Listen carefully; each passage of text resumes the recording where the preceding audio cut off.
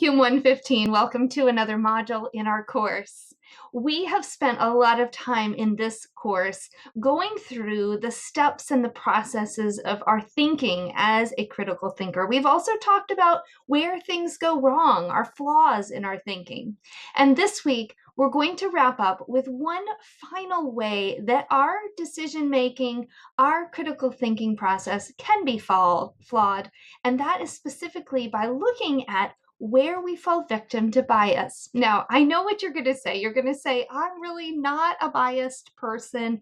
I have worked through some of those cognitive biases that I've learned about. I've paid attention to race. I've paid attention to gender. I have paid attention to the common cognitive biases. But this week, we're going to explore a specific bias, confirmation bias, that I bet you can reflect and find evidence of in your life. In fact, we'll learn this week every one of us can find evidence of this kind of bias in our world. It is inevitable that you are engaging in some kind of a cognitive bias and a confirmation bias, if we're honest. It's just a part of the human condition.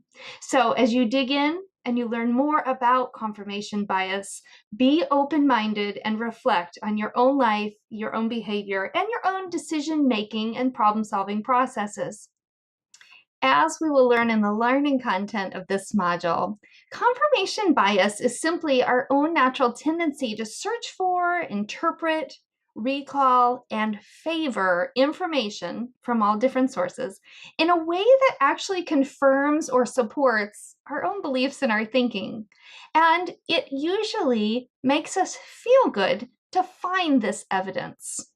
This is problematic when we think about the decision-making process. Remember that a decision should always be based on well-thought-out choices that are supported by evidence. And if our evidence collection is flawed, we cannot ever arrive at a solid decision that is valid. We've also used that word argument.